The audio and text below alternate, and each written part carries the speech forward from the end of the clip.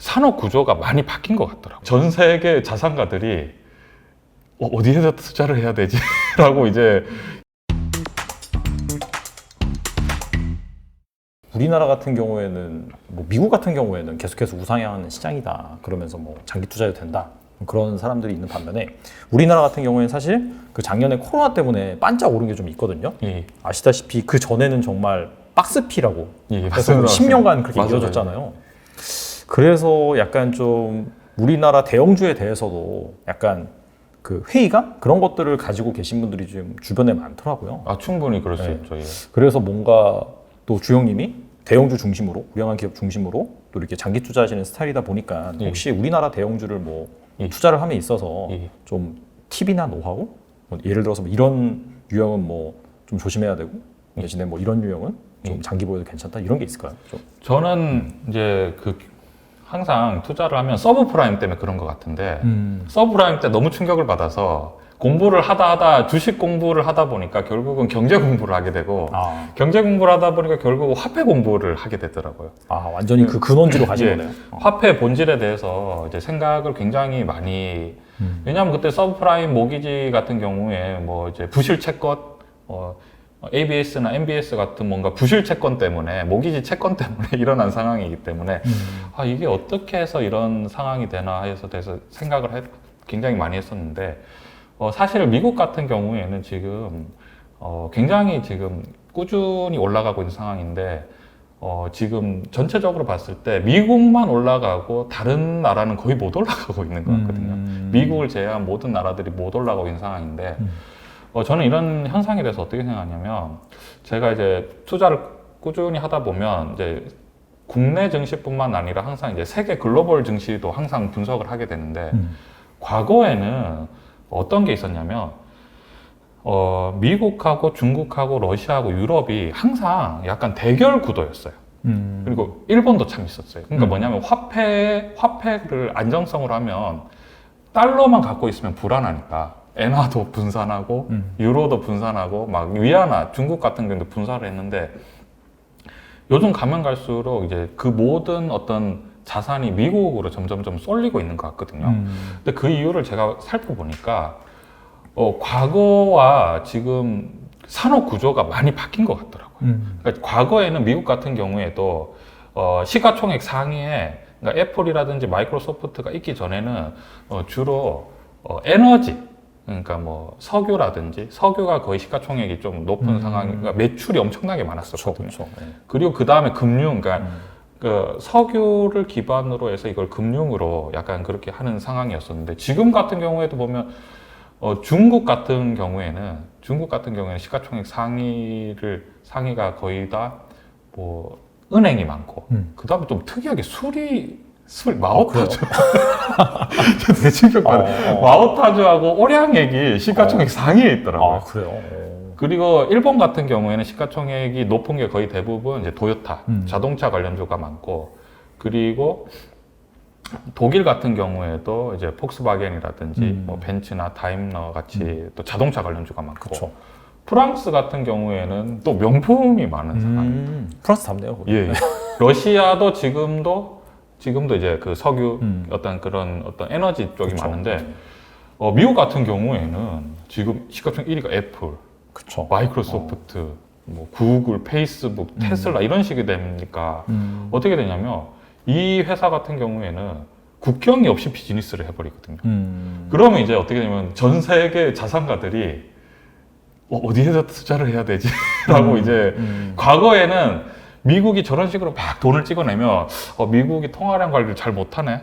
그러면서 엔화도 좀 가지고 유럽도 가지고 이게 분산을 해버렸는데 지금은 뭔가 이런 국경 없이 비즈니스하는 뭐 저희도 지금 이제 유튜브로 지금 하고 있지만 구글 자회사 상황이니까 막 전 세계 막 유튜브나 이런 것들이 막 완전히 국경 없이 스마트폰만 있으면 전 세계 이제 비즈니스를 해버리니까 그럼 과연 성장성 있는 주식이 뭔가라고 생각을 하면 결국은 미국 기업을 왜냐면 이제 아까 술이나 자동차나 뭐 명품이랑 비교를 해보면은 약간 그런 게 봤을 때 그런 관점에서 봤을 때 우리나라 시장을 저는 약간 긍정적으로 보거든요. 왜냐하면 우리나라 시가총액이 비교를 해봤을 때 1위가 삼성전자예요.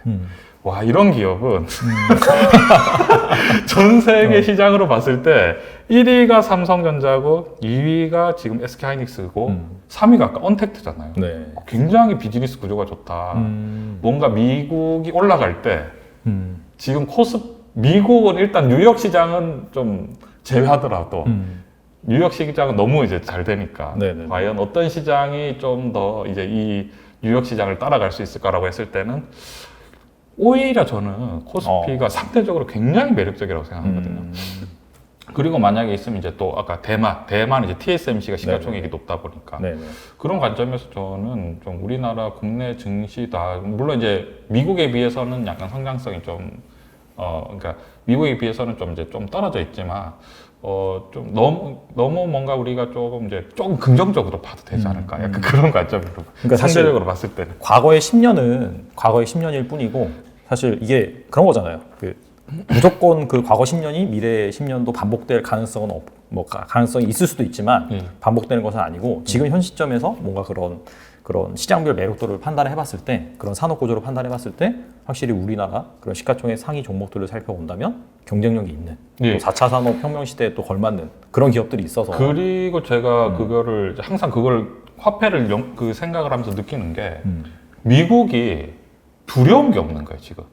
왜냐하면 달러를 아무리 찍어도 전 세계 글로벌 자산가들이 달러를 원해요. 달러를 왜냐면은 과거에는 분산했었는데 지금은 누가 봐도 성장성이 그래서 보면 애플이란 단 기업 하나의 시가총액이 3,000조 원인데 우리나라 코스피의 모든 기업을 다 합쳐도 2,200조밖에 안 되는 상황이거든요. 그렇죠. 전 세계 자금이 계속 몰리고 지금도 항상 많은 분들이 미국 주식 투자하는 건 어때? 그렇게 말씀하시죠. 전 세계 어떤 달러가 너무 많으니까 미국이 지금 기축통화를 운영하는 입장에서 너무 공격적으로 돈을 푸니까 결국은 인플레이션이 가속화될 수밖에 없는 상황인데 그럼 이 상황에서 우리의 그런 어떤 노동력의 가치를 보존할 수 있는 방법이 과연 제가 봤을 때는 지금 어떻게 보면은 저금리 시대에 그 현금이 제일 위험하다 이런 얘기도 한 번씩 하시더라고요. 그렇죠. 왜냐하면 달러를 너무 많이 풀어버리니까. 그래서 이제 결국은 우리가 투자를 할 때 이거 앞으로 미국의 어떤 산업 구조를 보면서 어떤 게 인플레이션을 더 넘어서 갈 수 있을까? 투자하면 될까? 이런 관점으로 보는 게 일반 투자자들 분들은 좀 되게 중요할 것 같다라는 생각이 들어요. 과거에는 사실은 미국 같은 경우에 사실은 통화 같은 경우에는 사실은 저평가되면 무조건 좋거든요. 약세면 무조건 좋은 상황이 정치적으로는 너무 좋은 상황이 통화가 약세가 되면 수출할 때 싸지잖아요. 그렇죠. 그러면은 정치하는 입장에서는 수출할 때 싸지면은 경쟁력이 높아지니까 고용이 굉장히 많이 이루어지거든요. 근데 지금 상황이 어떠냐면 달러를 아무리 찍어도 사람들이 더 달러를 많이 가지고 싶어 하니까 달러를 그냥 계속 푸는 것 같아요. 약간 그런 상황에서 지금 화폐 구조상 어떤 약간의 지금 계속해서 어떤 통화 팽창은 뭔가 좀 어쩔 수 없는 약간 그런 상황이 아닌가.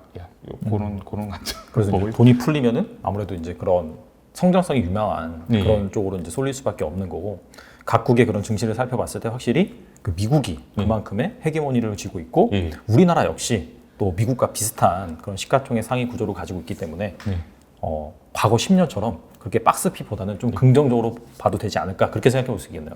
저는 그러니까 이것도 상대적인 건데 다른 나라 산업 구조를 제가 살펴보니까 와 코스피 경쟁력 있는데 코스피 삼성전자 되게 멋지다 뭔가 멋지다라고 생각하고 이번에 폴더블 폰 같은 경우에도 저는 굉장히 좋다라고 생각하는 게 이게 뭔가 힙하다는 느낌, 뭔가 좀 앞서간다는 느낌은 좀 남들이 하지 않은 걸 해야 좀 앞서가는 느낌인데 애플이 먼저 접지 않았는데 그렇죠.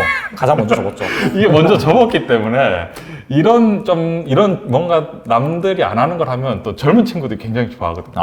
그러니까 뭔가 잘하고 있다. 그러니까 뭔가 하지 않는 걸 자꾸 시도하는 거는 너무 좋다. 약간 그런 생각도 하고 있거든요. 그런 관점에서 좀 좋지 않나. 알겠습니다. 오늘 좋은 말씀 그 시장 관련해서도 많이 해주셔서 감사하고 예.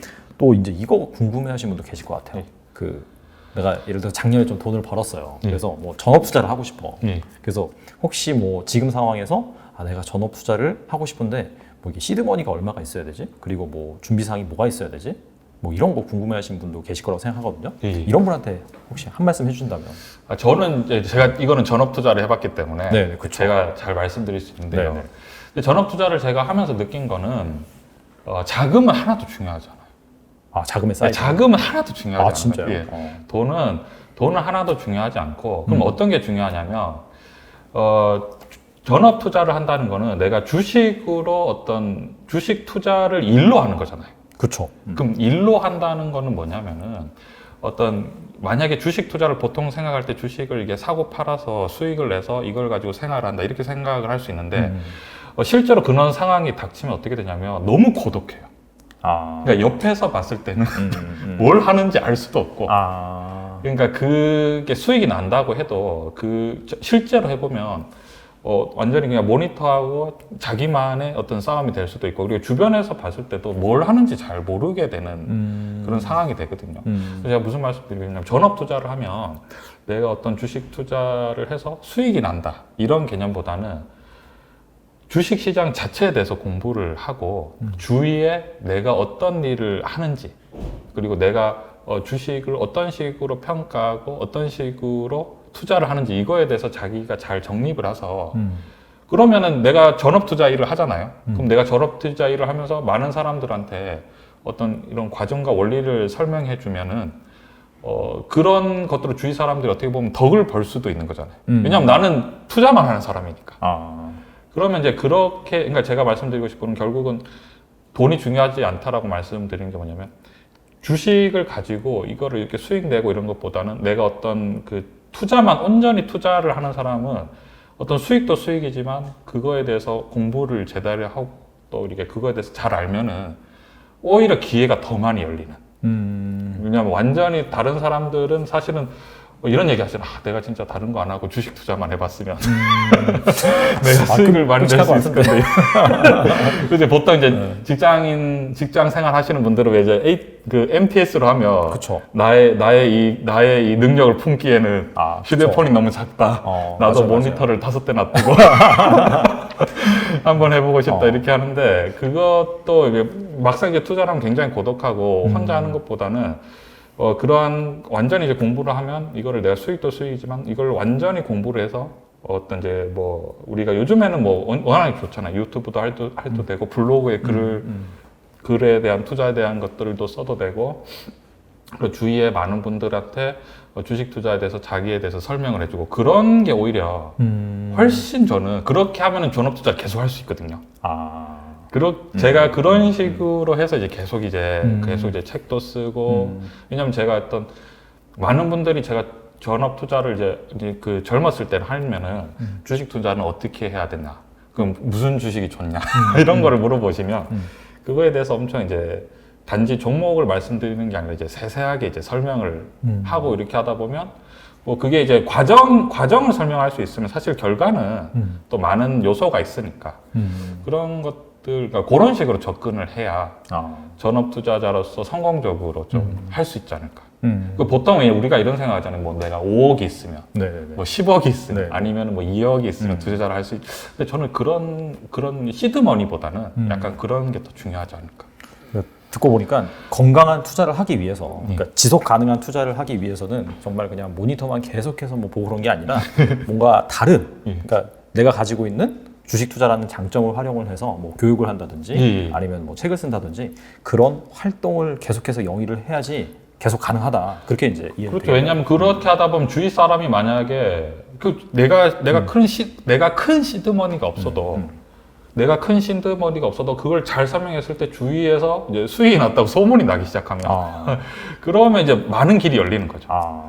예를 들면 내가 뭐 이런 경력을 가지고 증권사에 뭐 가도 되는 상황이 될 수도 있는 거고 그 외에 이제 어떤 교육을 할 수도 있는 거고 그러면은 이제 그것을 그러니까 결국은 저는 어떻게 생각하냐면 전업 투자라는 것은 하루 종일 주식 매매를 할 수 있는 사람이 아니라 온전히 주식 투자만 공부할 수 있는 사람. 저는 그런 관점으로 보고 있는데. 그래서 공부한 것도 남에게 나눠주고 예, 이렇게 맞습니다. 지식 공유를 해서 왜냐하면 주식 시장은 워낙에 그 규모가 크니까 네네. 뭐 하루 거래 대금이 몇 조인데 뭐 내가 이걸 가르쳐 준다고 해서 내 몫이 작아지는 게 아니거든요. 아 그러네요. 예. 마지막으로 예. 이렇게 뭐 시청자분들한테 하시고 싶은 말씀 있으면 해주시면 좋을 것 같습니다. 제가 오늘 좋아하는 달란트님과 함께 이렇게 하게 돼서 너무 좋았었고요. 오랜 시간 시청해 주셔서 감사합니다. 또 이렇게 제가 이제 모셨는데 예. 또 좋은 말씀 많이 해주시고 그리고 이제 그 어떻게 보면은 전업 투자자분들이 그 가지고 있는 투자 스킬 이런 게 일반인 투자자들이 따라하기가 힘든 경우가 많거든요.